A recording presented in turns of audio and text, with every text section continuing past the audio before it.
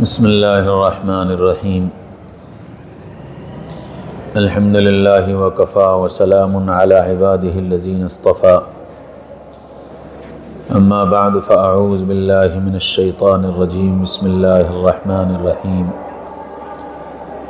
سبحان الذی اسری بعبدہ لیلا من المسجد الحرام الى المسجد الاقصى الذي باركنا حوله لنريه من آياتنا إنه هو السميع البصير صدق اللہ العظیم۔ جب کوئی آدمی حج کے لیے جاتا ہے تو اپنے گھر سے اور ایئرپورٹ تک زمینی سفر کرتا ہے اور پھر ایئرپورٹ سے مکہ تک آسمانی سفر کرتا ہے۔ بالکل اسی طرح سیدنا محمد رسول اللہ صلی اللہ علیہ وسلم کو اللہ تعالیٰ نے معراج میں بلایا تو مکہ مکرمہ سے بیت المقدس تک کا سفر زمینی سفر تھا، اور وہ جبریل علیہ السلام کے ساتھ اللہ کے رسول صلی اللہ علیہ وسلم نے طے کیا تھا، اور پھر مکہ بیت المقدس سے عرش معلیٰ تک کا سفر رسول اللہ صلی اللہ علیہ وسلم نے آسمانی سفر کیا تھا۔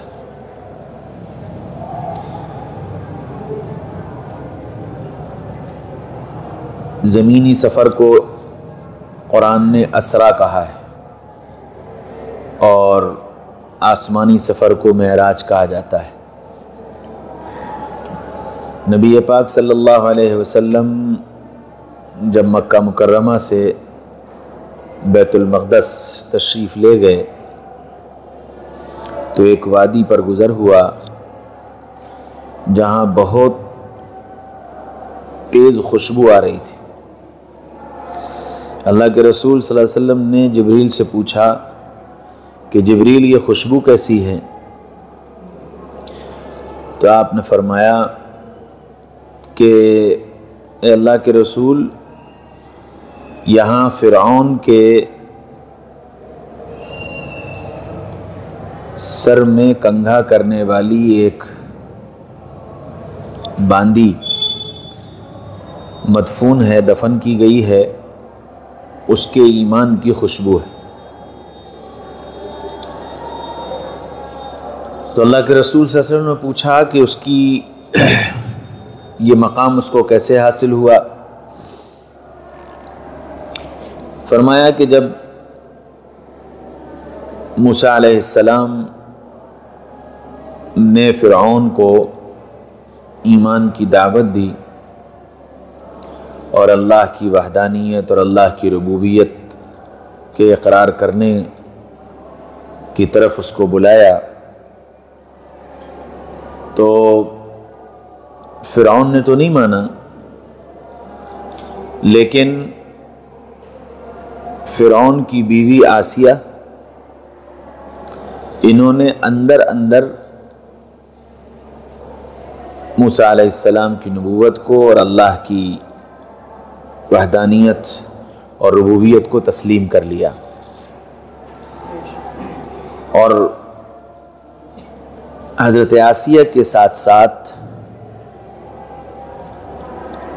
فرعون اور اس کے گھر والوں کے سر میں کنگھا کرنے والی مشاپہ، اس کا نام تھا، اس نے بھی ایمان قبول کر لیا۔ ایک دن فرعون کو کنگھا کرتے ہوئے اس کے ہاتھ سے کنگھا زمین پر گر پڑا، تو وہ اس کنگھے کو اٹھانے کے لیے جھکی اور کنگھے کو اٹھاتے ہوئے اس کی زبان سے نکلا بسم اللہ۔ فرعون نے یہ سن لیا تو وہ کہنے لگا کہ تو نے کیا کہا؟ اس نے کہا بسم اللہ. تو وہ کہنے لگی بسم اللہ. فرعون نے کہا بسم اللہ کہ ہاں، میں اس اللہ کو مانتی ہوں جس اللہ نے تم کو پیدا کیا ہے اور جس اللہ نے ہم کو پیدا کیا ہے. میں اس اللہ کے نام سے ہر کام کرتی ہوں اور میں اس بات کا اعلان کرتی ہوں کہ میں موسیٰ کے رب پر ایمان لائی ہوں اور موسیٰ کی نبوت کو تسلیم کرتی ہوں. تو فرعون نے یہ کہا کہ تم جانتی ہو کہ اس کا انجام کیا ہوگا؟ اس نے کہا جانتی ہوں. تو فرعون نے یہ کہا کہ میں تمہیں سخت ترین سزا دوں گا، ایسی سزا کہ تمہاری سزا میرے پورے خاندان کے لیے عبرت بن جائے اور کوئی میرے خاندان میں اور میری حکومت میں کوئی موسیٰ کے رب پر ایمان لانے کی جرأت نہ کر سکے. تو اس نے پہلا کام تو یہ کیا کہ مشاطہ کو ننگا کر کے اور باندھ کر لٹا دیا گیا. اس کے 2 بچے تھے. ایک بچہ تھوڑا بڑا تھا، 3-4 سال کا. اس سے کہا گیا کہ تم موسیٰ کے رب کا انکار کر دو ورنہ تمہارے بچے کو تمہارے سامنے ذبح کر دیں گے.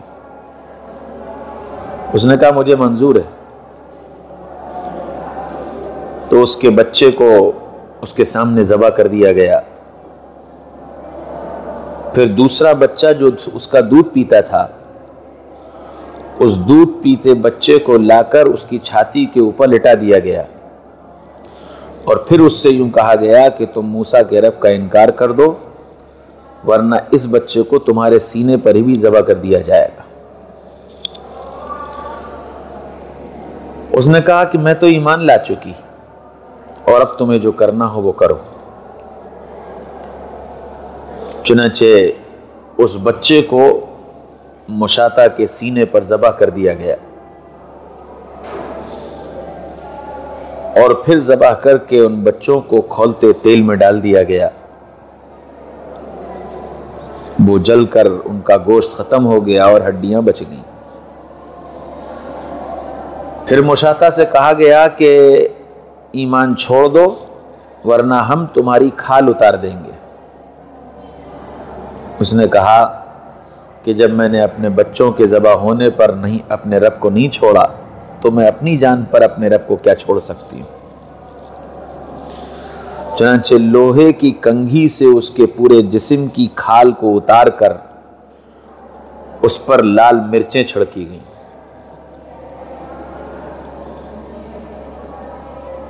وہ تڑپتی رہی اور بار بار اس سے کہا جاتا رہا. پھر اس کی آنکھ میں کیل گاڑ دی گئی، اس کے جسم میں کیلیں گاڑی گئیں.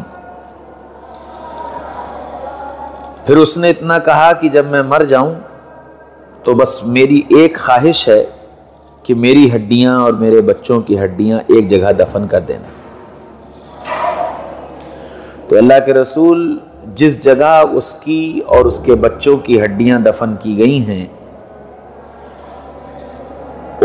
اس کے ایمان کی استقامت اور اپنے ایمان پر جمے رہنے کی برکت سے اللہ تعالیٰ نے اس جگہ کو اس دن سے مہکایا ہے اور آج تک وہ جگہ مہک رہی ہے اور یہاں تک کہ آس پاس کی پوری بستی اس خوشبو سے مہکتی ہے. یہ وہ خوشبو ہے جو آپ کو آ رہی ہے. یوں زمینی سفر کر کے جناب رسول اللہ صلی اللہ علیہ وسلم بیت المقدس پہنچے. یہ واقعہ میں آپ کو اس لیے سنا رہا ہوں کہ رجب کا مہینہ چل رہا ہے اور نبی پاک صلی اللہ علیہ وسلم کو معراج اسی مہینے میں ہوئی تھی. جناب رسول اللہ صلی اللہ علیہ وسلم جب بیت المقدس پہنچے ہیں تو اللہ تعالیٰ نے سارے انبیاء کرام کو آپ صلی اللہ علیہ وسلم کے استقبال کے لیے بیت المقدس میں اتار دیا تھا، اور سارے انبیاء کرام صف بنا کر جناب رسول اللہ صلی اللہ علیہ وسلم کا انتظار کر رہے تھے۔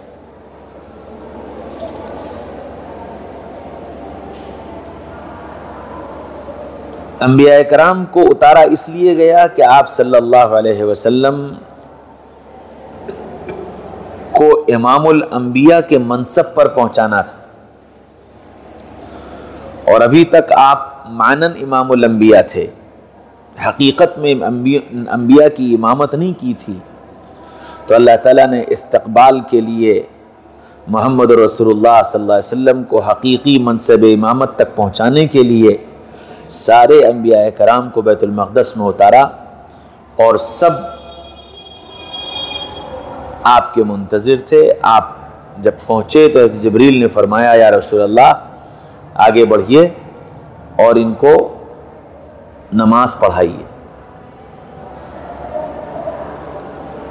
اس واقعے سے ایک بات یہ اور سمجھا دی کہ مساجد میں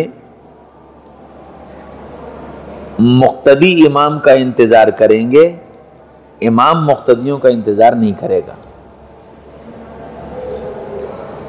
مقتدی پہلے آئیں گے اور امام بعد میں آئے گا۔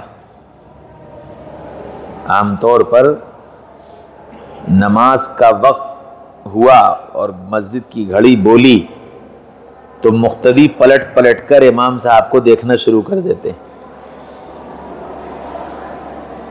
اور اگر کہیں متولی صاحب اور صدر صاحب کا وہ امام پابند ہے پھر تو اللہ خیر کہ وہ امام صاحب کو ڈانٹ پڑ جائے، امام صاحب کو نکال دیا جائے، امام صاحب پر غصہ گرمی کی جائے، سب کچھ ممکن ہے، کیونکہ یوں سمجھتے ہیں کہ امام ہمارا نوکر ہے۔ امام صاحب آپ روزانہ دیر سے آتے ہیں، آپ کو ٹائم کا خیال نہیں ہے۔ نبوت کی ترتیب یہ بتا دی کہ مقتدی انتظار کریں گے، امام نہیں۔ تو آپ صلی اللہ علیہ وسلم نے امامت کی، اور امامت کے بعد آپ کے لیے ایک خاص سواری لائی گئی جس کا احادیث میں نام براق کے لفظ سے آتا ہے، جو گھوڑے کی طرح کی ایک سواری تھی جس پر آپ سوار ہوئے، اور پھر وہ آپ کو سدرۃ المنتہا تک لے گئی، اور سدرۃ المنتہا پر حضرت جبریل علیہ السلام نے یوں کہا کہ یا رسول اللہ اب اس سے آگے میں نہیں جا سکتا، میری انتہا یہی ہے۔ پھر اللہ تعالیٰ نے وہاں دوسری سواری کا انتظام کیا، اس کا نام رفرف ہے۔ آپ صلی اللہ علیہ وسلم اس پر تشریف فرما ہوئے، اور پھر وہ رفرف آپ کو عرش معلیٰ تک لے کر گئی۔ زمین سے جب آسمان پر پہنچے تو آسمان پر ہر آسمان پر آپ کا استقبال کیا گیا، اور زمین سے آسمان تک کی جو مسافت ہے اتنی ہی مسافت پہلے آسمان سے دوسرے آسمان، اور پھر دوسرے سے تیسرے اور چوتھے اور پانچویں اور چھٹے اور ساتویں، اور پھر اس کے بعد سدرۃ المنتہا، اور پھر اس کے بعد عرش، کہ ان سب کے درمیان اتنی ہی مسافت جو اللہ تعالیٰ نے چند لمحوں میں یہ ساری مسافت طے کروائی۔ ہر آسمان پر نبیوں نے استقبال کیا، آدم علیہ السلام نے، عیسیٰ علیہ السلام نے، موسیٰ علیہ السلام نے، داؤد علیہ السلام نے، اور ابراہیم علیہ السلام نے۔ ان تمام انبیاء کرام کی الگ الگ آسمانوں پر ڈیوٹی لگی جہاں محمد رسول اللہ صلی اللہ علیہ وسلم کا استقبال کیا گیا۔ 7ویں آسمان پر ابراہیم علیہ السلام کی ڈیوٹی تھی۔ جب آپ 7ویں آسمان پر پہنچے تو ابراہیم علیہ السلام نظر نہیں آئے، تو جبریل سے کہا کہ جبریل یہاں کی استقبالیہ جماعت میں کون ہے؟ فرمایا کہ یہاں ابراہیم علیہ السلام ہیں۔ مقام آپ کا بڑا ہے، رشتہ ان کا بڑا ہے۔ مقام آپ کا بڑا ہے، رشتہ ان کا بڑا ہے، اس لیے یہاں وہ نہیں آئیں گے، یہاں آپ کو جانا ہے۔ تو نبی پاک صلی اللہ علیہ وسلم نے نگاہ دوڑائی تو دور سدرۃ المنتہا، وہ بیت المعمور کی دیوار سے ٹیک لگائے، سفید داڑھی، سفید لباس، سفید جسم، ایک بڑے میاں بیٹھے تھے۔ جبریل نے بتایا کہ یہی آپ کے دادا ابراہیم۔ تو اللہ کے رسول صلی اللہ علیہ وسلم حضرت ابراہیم علیہ السلام کے پاس پہنچے، اور جیسے ہی پاس پہنچے تو ابراہیم علیہ السلام کھڑے ہوئے، اور کھڑے ہو کر کے آپ نے اپنی باہیں پھیلائیں اور فرمایا واہ واہ، میرا نیک بیٹا آ گیا، میرا نیک بیٹا آ گیا۔ گلے سے لگایا، دعائیں دیں اور پھر روانہ کیا۔ اس دوران اللہ کے رسول صلی اللہ علیہ وسلم جنت سے بھی گزرے، دوزخ سے بھی گزرے، لمبے واقعات ہیں، جو جنت میں دیکھا اس پر سوال، جو دوزخ میں دیکھا اس پر سوال، وہ ساری چیزیں دیکھ داکھ کر پھر آپ صلی اللہ علیہ وسلم عرش تک پہنچے۔ تو پہلی بات تو یہ کہ یہ معراج ہوئی کیوں؟ اللہ تعالیٰ نے جب براہ راست بات چیت ہو رہی تھی اور جبریل علیہ السلام کے ذریعے سے ساری پیام رسانی ہو رہی تھی، تو پھر معراج میں اللہ کے رسول کو کیوں بلایا گیا؟ علماء نے لکھا ہے کہ معراج میں بلانے کی اصل وجہ یہ تھی کہ اللہ کے رسول صلی اللہ علیہ وسلم مکہ میں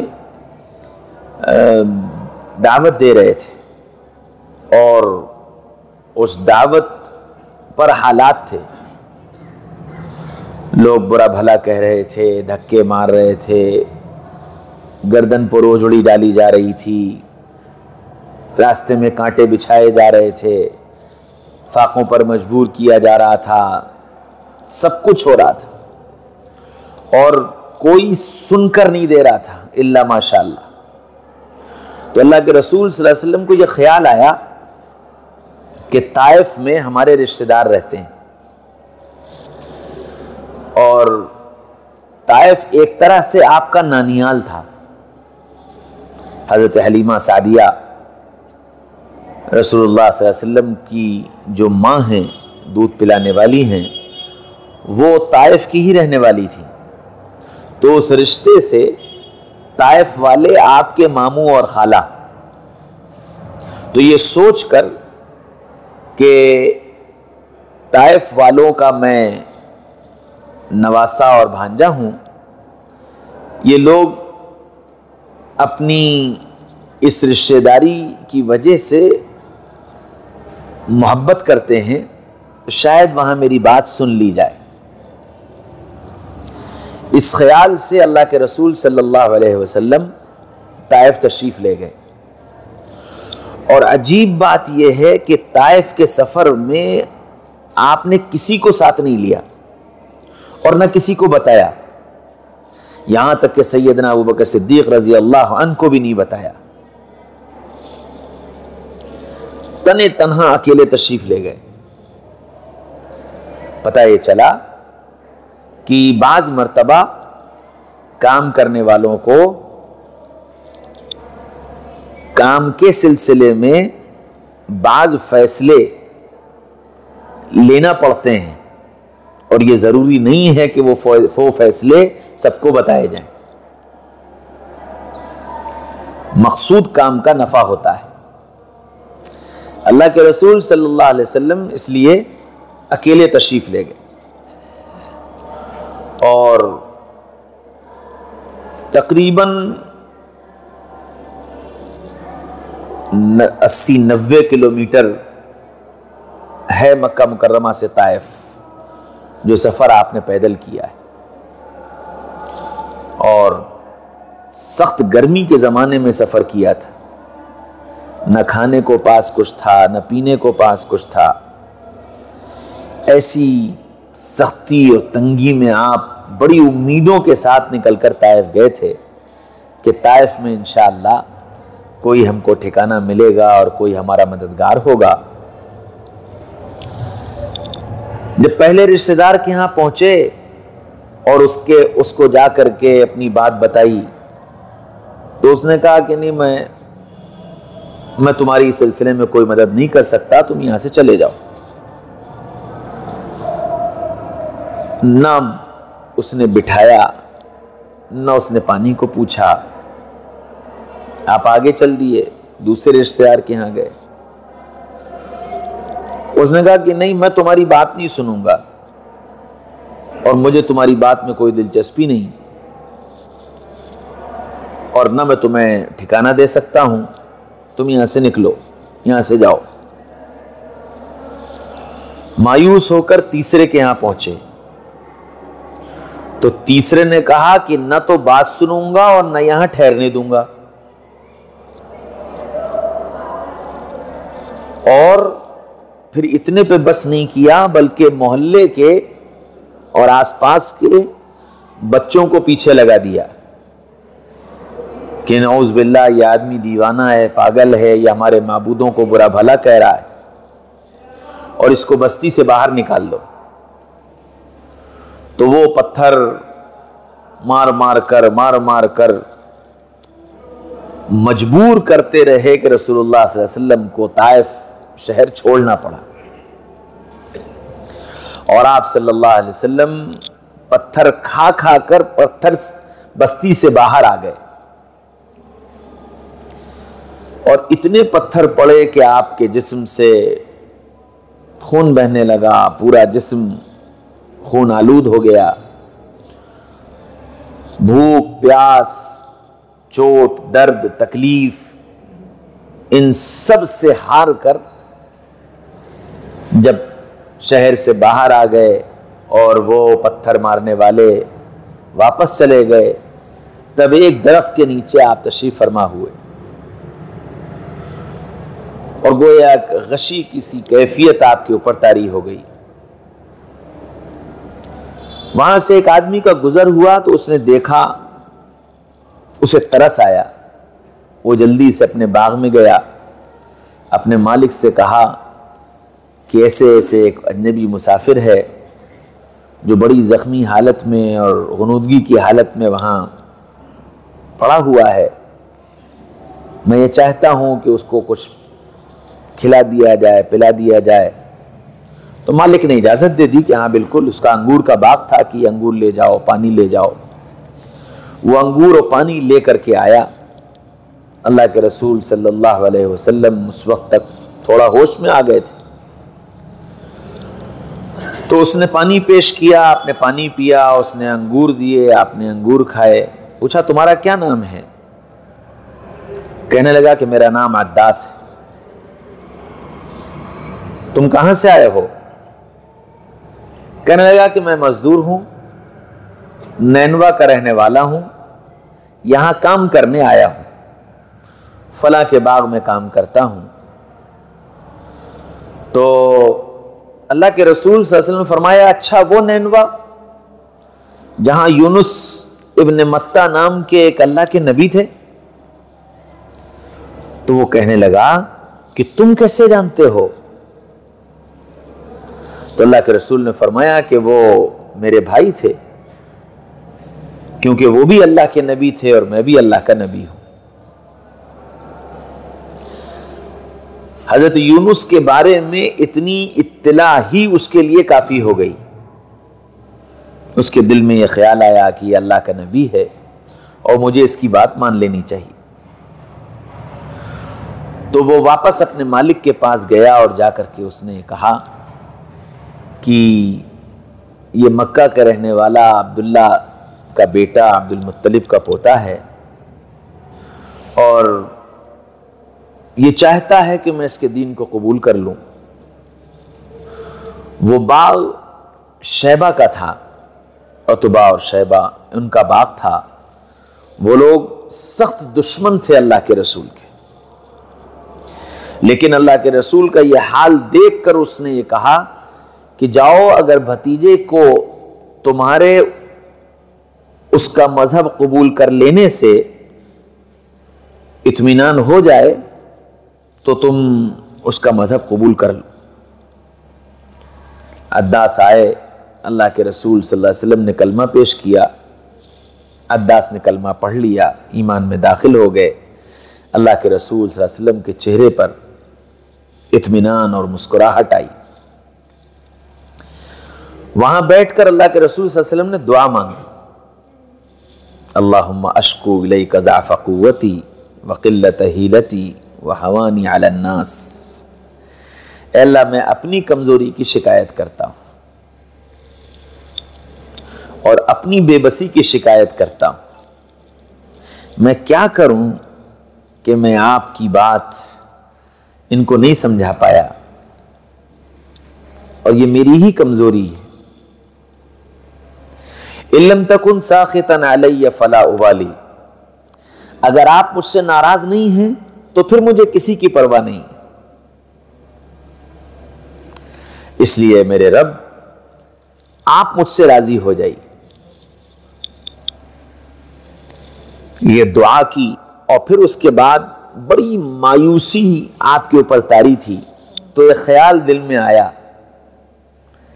کہ کوئی یار ہوتا تو اس کو اپنے دل کا شکوہ سناتے، کوئی دلدار ہوتا تو وہ میری دلداری کرتا۔ یہ خیال آیا، اور طائف سے بڑے مایوس اور گویا ہمت ٹوٹ چکی تھی آپ صلی اللہ علیہ وسلم کی جب آپ طائف سے واپس تشریف لائے ہیں، کیونکہ امید کی ساری کرنیں ختم ہو گئی تھی۔ بڑی امید لے کر کے گئے تھے مدینہ طائف کہ وہاں سے کچھ نہ کچھ سہارا ملے گا، لیکن جب طائف والوں نے مکہ والوں سے زیادہ برا برتاؤ کیا تو آپ کی ہمت ٹوٹ گئی اور مایوسی چھا گئی آپ پر۔ تو اللہ تعالیٰ نے اس ٹوٹی ہوئی ہمت کو سہارا دینے کے لیے اور ایک یار کو کی بات سننے کے لیے اور ایک دلدار کی دلداری کرنے کے لیے اللہ کے رسول صلی اللہ علیہ وسلم کو معراج میں بلایا کہ آپ صلی اللہ علیہ وسلم کو اس بات کا اطمینان ہو جائے کہ اللہ ناراض نہیں۔ اور جب ایسے حالات آتے ہیں تو اللہ تعالیٰ اس بندے کو اپنے سے اور زیادہ قریب کر لیتے ہیں، اور گویا اس معراج کے ذریعے سے قیامت تک کے آنے والے انسانوں کو یہ سبق دیا گیا کہ جب جب اللہ کے دین کا کام کرتے ہوئے رکاوٹیں آنے لگیں اور ہمتیں پست ہونے لگیں، ہمت ٹوٹنے لگے، مایوسی چھانے لگے، نا امیدی ہونے لگے، اور ایسی کیفیت طاری ہو جائے کہ تم کسی سے کچھ کہہ نہ سکو، جب ایسے حال میں تم پہنچ جاؤ، اس حال میں بھی اگر تم اپنے اس کام پر ڈٹے رہو گے اور جمے رہو گے تو پھر اللہ تعالیٰ اپنے قرب کا وہ درجہ عطا فرمائیں گے جہاں تمہارے دل کو اطمینان حاصل ہو جائے گا۔ جیسے محمد رسول اللہ صلی اللہ علیہ وسلم طائف سے واپس آنے کے بعد کام چھوڑ نہیں دیا تھا، بلکہ اسی تندوی کے ساتھ کام کر رہے تھے، لیکن مایوسی چھائی ہوئی تھی، ہمت ٹوٹی ہوئی تھی، ایک نا امیدی کسی کیفیت طاری تھی کہ کوئی سن نہیں رہا، کوئی مان نہیں رہا۔ ایسے میں اللہ تعالیٰ نے آپ کو قرب کا وہ مقام دیا جو دنیا میں نہ اس سے پہلے کسی کو ملا اور نہ اس کے بعد کسی کو ملا۔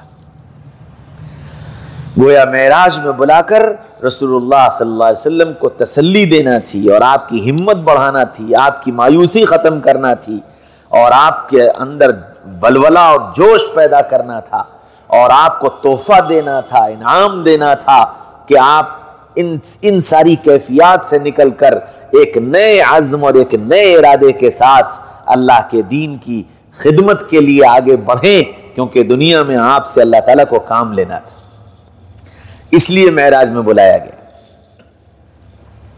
اور پھر آپ صلی اللہ علیہ وسلم جب معراج میں پہنچے ہیں تو جیسے ہی عرش پر قدم رکھا، آواز آئی کہ نور کے پردوں، آج میرے اور میرے محبوب کے درمیان میں سے الگ ہو جاؤ اور مجھے اپنے محبوب کو دیکھ لینے دو۔ اللہ تعالیٰ نے وہ نور کے پردے اللہ اور رسول اللہ کے درمیان سے ہٹ گئے اور براہ راست ہمارے نبی صلی اللہ علیہ وسلم نے اللہ رب العزت کا دیدار کیا اور اللہ نے میرے محبوب کا دیدار کیا۔ اور جیسے ہی دیدار ہوا، نبی کی زبان سے بے ساختہ نکلا التحیات للہ والصلوات والطیبات، کہ میرے رب، میری جانی، مالی، جاہی، بدنی سب عبادتیں آپ کی نظر گویا اللہ تعالیٰ کی خدمت میں جو ہدیہ پیش کیا گیا آپ صلی اللہ علیہ وسلم کی طرف سے، وہ اپنی عبادات کا ہدیہ تھا۔ وہ جان کی عبادت ہو، مال کی عبادت ہو، بدن کی عبادت ہو، جن راستوں سے اللہ کو راضی کرنے کا کوئی عمل کیا جا سکتا تھا، وہ سارے اعمال گویا محمد رسول اللہ صلی اللہ علیہ وسلم نے اللہ کی خدمت میں پیش کیے۔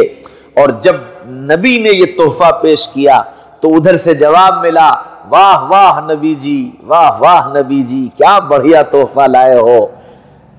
تو ادھر سے پھر جواب کیا ملا؟ السلام علیک ایھا النبی ورحمۃ اللہ وبرکاتہ، نبی جی تم پر میری سلامتی، تم پر میری رحمت، تم پر میری برکت، قربان جاؤ محمد رسول اللہ صلی اللہ علیہ وسلم پر کہ عرش پر جا کر ہم فرش والوں کو نہ بھولے، عرش پر جا کر ہم فرش والوں کو نہ بھولے۔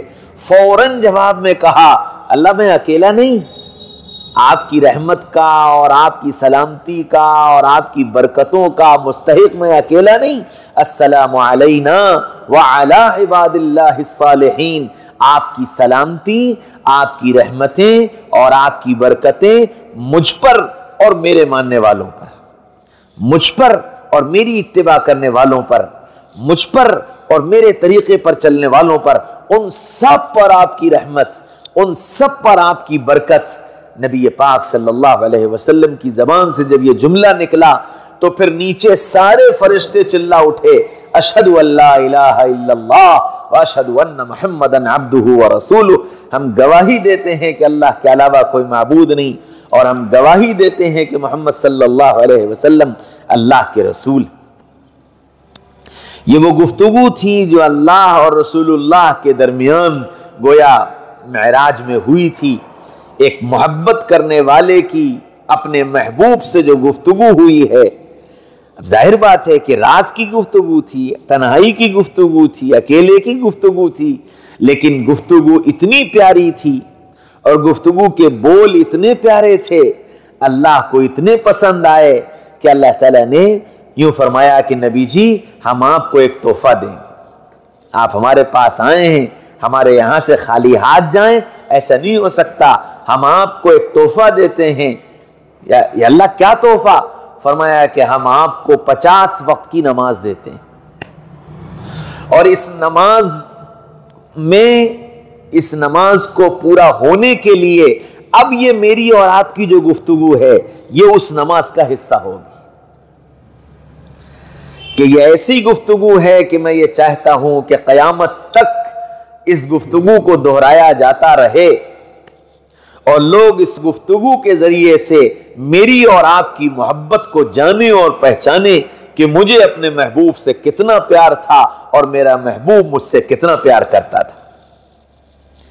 اس محبت کو جاننے اور پہچاننے کے لیے اللہ تعالیٰ نے اس گفتگو کو نماز کا حصہ بنا دیا، اور کیسا حصہ بنایا؟ اللہ اکبر!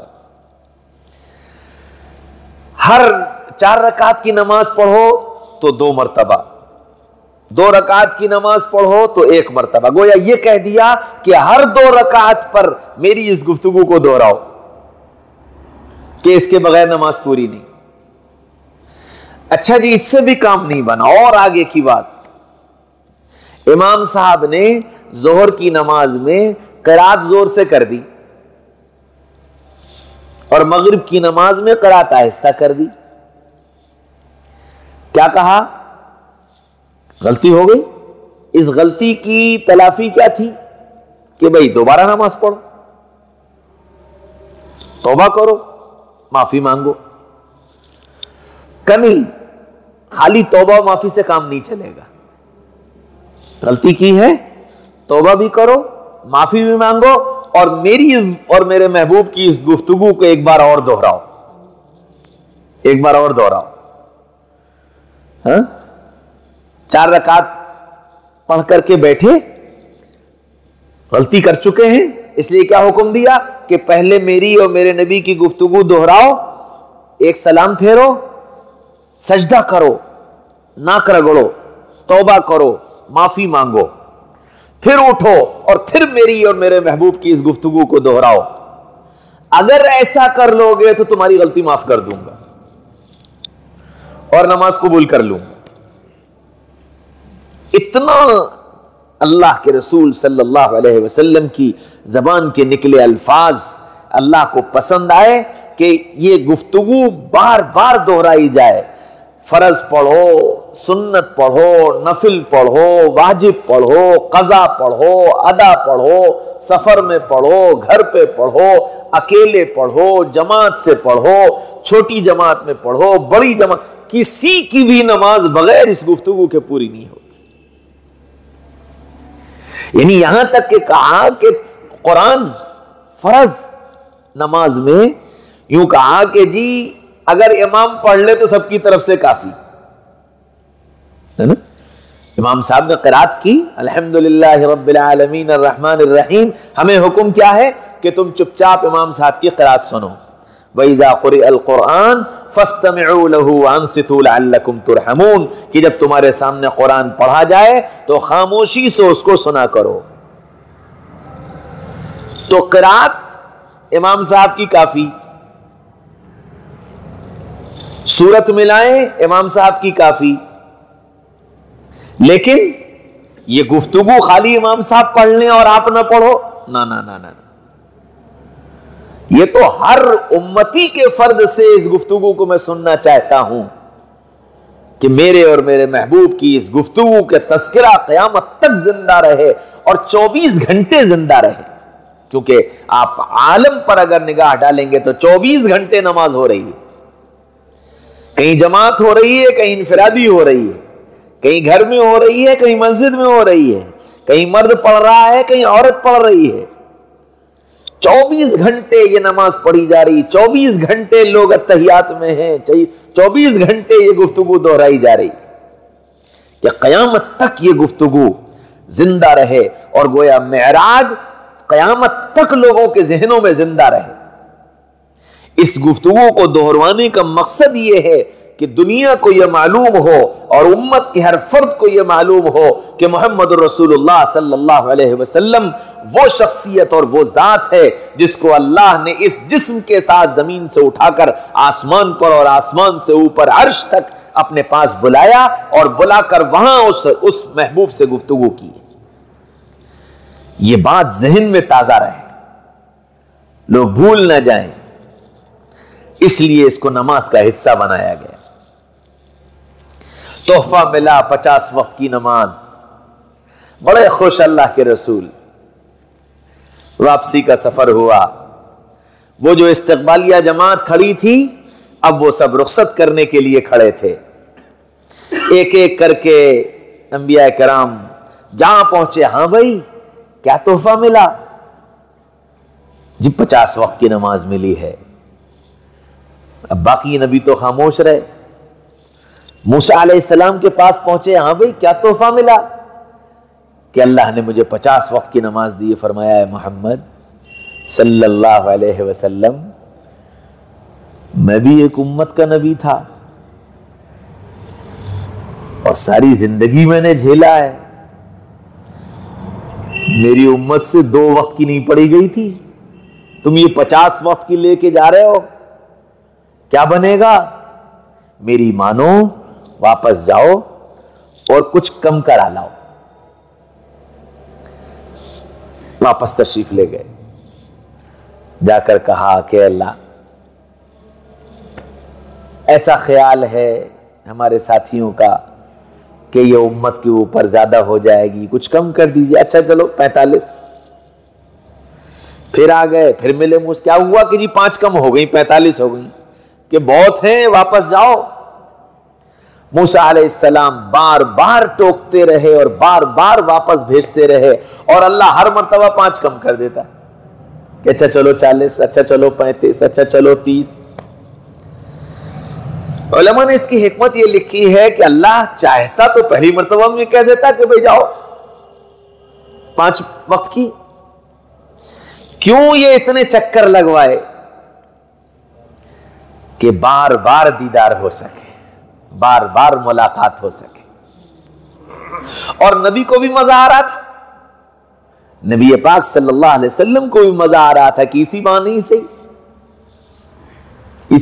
سے کہ اظہار محبت ہو، کچھ اور بات ہو، کچھ اور ملاقات ہو، کہ اس اشتیاق میں آپ بار بار واپس جا رہے تھے اور اللہ بار بار واپس بلا رہا تھا، یہاں تک کہ جب 5 رہ گئیں تب آئے۔ تو جب اللہ نے کہا کہ اچھا جاؤ نبی جی 5 وقت کر دی، لیکن اجر 50 کا دیں گے، 5 پر اجر 50 کا دیں گے۔ اب آگئے موسیٰ علیہ السلام سے پھر ملاقات ہوئی کہ کیا ہوا کہ جی 5 ہو گئیں، اور یوں کہا ہے کہ 5 پہ اجر 50 کا۔ دیکھو یہ 5 بھی سنبھل نہیں پائیں گی، کم کرا لو کہ نہیں موسیٰ اب نہیں،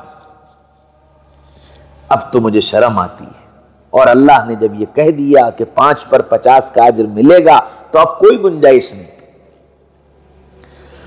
موسیٰ علیہ السلام نے بڑی مایوسی کے ساتھ کہا جاؤ اللہ تمہاری مدد فرمائے، اور اللہ کے رسول صلی اللہ علیہ وسلم وہ 5 وقت کی نماز لے کر کے آئے۔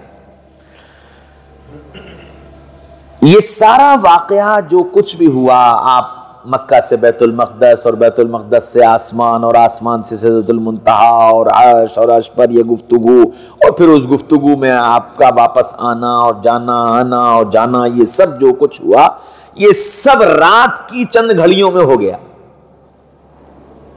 یہاں تک کہ بعض کتابوں میں یہ لکھا ہے کہ اللہ کے رسول صلی اللہ علیہ وسلم اپنے گھر سے جب نکلے اور دروازہ بند کیا اور اس کی کنڈی جو ہلی، اس کا ہلنا بھی نہیں رکا، اور اتنی دیر میں اللہ کے رسول یہ سارا سفر سب کر کے چلے آئے۔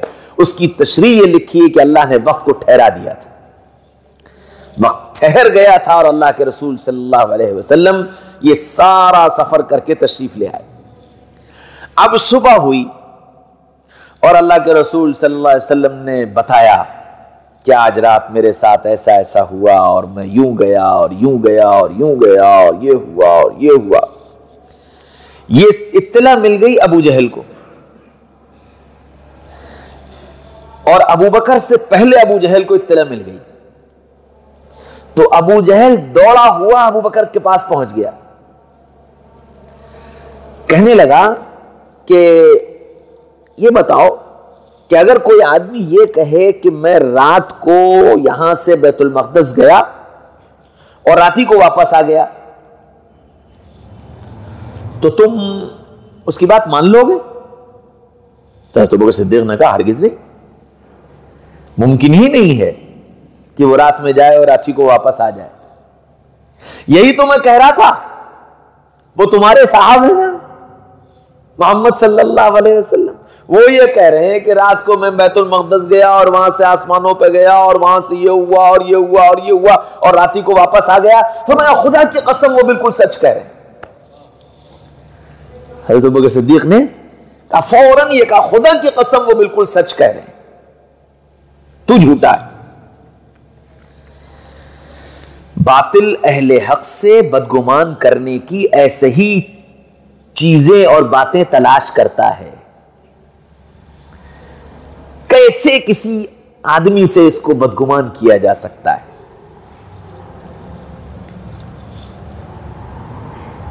خوب تجربہ ہوتا ہے اس کا، خوب تجربہ ہوتا ہے. کوئی بات سنی کسی کے متعلق، ابھی اس تک اس کی اطلاع نہیں پہنچی، فوراً دوسرے کے پاس لے کے پہنچ گیا، سنا ایسا ایسا ہو گیا.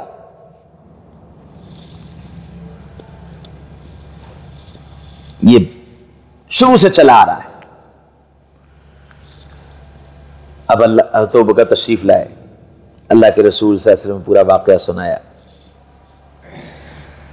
تو مکہ والوں کو صبر نہیں آیا، امتحان لینے کے لیے آ گئے کہ محمد صلی اللہ علیہ وسلم تم یہ کہہ رہے ہو کہ ہم رات بیت المقدس گئے اور وہاں سے آ گئے. اگر بیت المقدس گئے تھے تو جو لوگ وہاں سفر کر کے آ چکے تھے ان کو لے کر کے آئے. انہوں نے کہا کہ اچھا یہ بتاؤ کہ وہاں اس علاقے کی آبادی کیسی ہے اور وہاں کیا ہے، ادھر کیا ہے اور ادھر کیا ہے، اور یہ اس طرف سے کیسا ہے اور اس طرف سے کیسا ہے. یہ سوالات شروع کیے. جیسے ہی یہ سوالات شروع ہوئے اللہ نے فوراً بیت المقدس آپ کے سامنے کر دیا.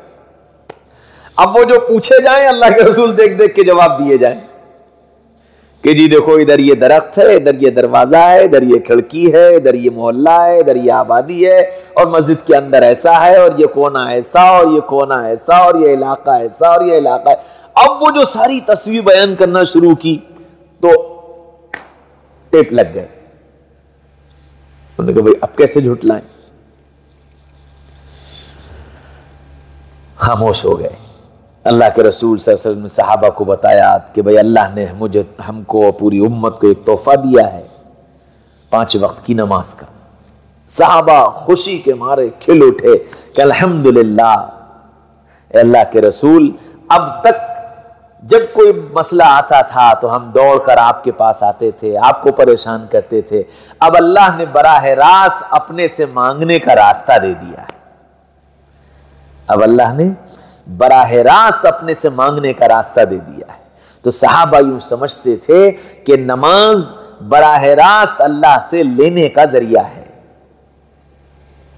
اب وہ نماز کے ذریعے سے اللہ سے لینے والے بن گئے.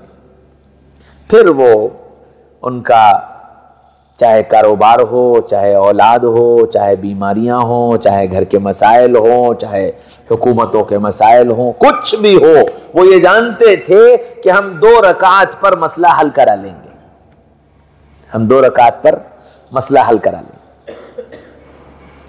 اور ہوتا بھی یہی تھا کہ جو مسئلہ آیا 2 رکعت نماز پڑھی اور اللہ سے مانگا، اللہ نے ان کے 2 رکعت پر مسئلہ حل کر دیا. کیونکہ وہ نماز تھی، اللہ کی ذات عالی پر یقین کے ساتھ نماز تھی. تو نبی پاک صلی اللہ علیہ وسلم کو یوں معراج میں بلا کر نماز کا تحفہ دیا گیا اور ہمت بندھائی گئی اور جوش پیدا کیا گیا. اور جب آدمی کسی کی محبت میں دیوانہ ہو جاتا ہے تو پھر اس کو کسی کی پرواہ نہیں ہوتی. لوگ پاگل کہیں، مجنوں کہیں، دیوانہ کہیں، اس کو کسی کی پرواہ نہیں ہوتی. وہ الٹا دوسروں کو دیوانہ کہنا شروع کر دیتا ہے نا. مجنوں اور لیلا ان دونوں میں بڑی محبت تھی. تو مجنوں ایک دن لیلا کے گاؤں پہنچ گیا اور لیلا کے گاؤں میں وہ کبھی اس دیوار کو چومتا، کبھی اس دیوار کو چومتا. تو لوگ کہتے کیسا دیوانہ پاگل آدمی دیواروں کو چومتا پھر رہا ہے. تو اس نے جواب دیا امر علی الدیار دیار لیلا، کہ جب میں لیلا کی بستی میں جاتا ہوں اقبل ذل جدار و ذل جدارا، کبھی اس دیوار کو چومتا ہوں کبھی اس دیوار کو چومتا ہوں. وما حب الدیار شغفنا قلبی، ارے دیوانوں مجھے ان دیواروں کی محبت نے فریفتہ نہیں کیا ہے کہ میں ان دیواروں کی محبت میں دیواروں کو چومتا پھر رہا ہوں. وَلَكِنْ حُبُّ مَنْ سَكَنَ الدِّيَارَ، بلکہ ان دیواروں کے بیچ جو رہتا ہے اس کی محبت نے مجھے اتنا دیوانہ کر دیا کہ یہ خیال آتا ہے کہ ہو سکتا ہے کہ اس دیوار پر محبوب نے ہاتھ رکھا ہو اور ہو سکتا ہے کہ اس دیوار سے محبوب نے ٹیک لگایا. تو جب محبت ہوتی ہے اور محبت دیوانگی کی حد کو پہنچ جاتی ہے تو پھر اس کو کسی کی پرواہ نہیں ہوتی۔ اللہ نے گویا محمد رسول اللہ صلی اللہ علیہ وسلم کو اپنے پاس بلا کر اپنی محبت کا وہ جام پلایا تھا کہ پھر آپ کو وہ طائف کے پتھر اور وہ مکہ کی سختیاں اور وہ مکہ کی گالیاں اور لوگوں کا برا بھلا کہنا اور وہ تکلیفیں پہنچانا، گویا وہ سب بھول گئے آپ اور ذہن سے نکل گیا۔ اگر طاری تھی کوئی چیز، اگر دل و دماغ میں تھی کوئی چیز تو وہ صرف اللہ کی ذات تھی اور اللہ کی محبت تھی، اور اس محبت میں دیوانہ وار آپ لوگوں کے درمیان میں پھر رہے تھے اور اللہ کی بات پہنچا رہے تھے اور اللہ کی طرف بندوں کو متوجہ کر رہے تھے۔ اس دکھ، درد، تکلیف، غم، ان سب کو ختم کرنے کے لیے اللہ نے اپنے پاس بلا کر اپنی محبت کا جام پلا کر آپ کو گویا سرنو کام کرنے کی ہمت اور قوت اور طاقت عطا فرما دی تھی، جس کی بنیاد پر آپ نے پھر منی کے بازاروں میں اور عرفات کے خیموں میں اور حج کے موقع پر ایک ایک خیمے پر جا کر، ایک ایک قبیلے کے پاس جا کر اللہ کے پیغام کو دیوانہ وار سنایا، اور اتنا سنایا کہ اللہ نے پھر انہی میں سے آپ صلی اللہ علیہ وسلم کے معین و مددگار پیدا کیے، اور پھر مدینہ کے لوگ عاشق ہوئے اور مدینہ پھر آپ کو نہایت شاندار اعزاز اور استقبال اور اکرام کے ساتھ لے کر کے گئے، اور پھر اللہ نے ساری دنیا کے اندر مدینہ سے اللہ کی بات کو پہنچایا۔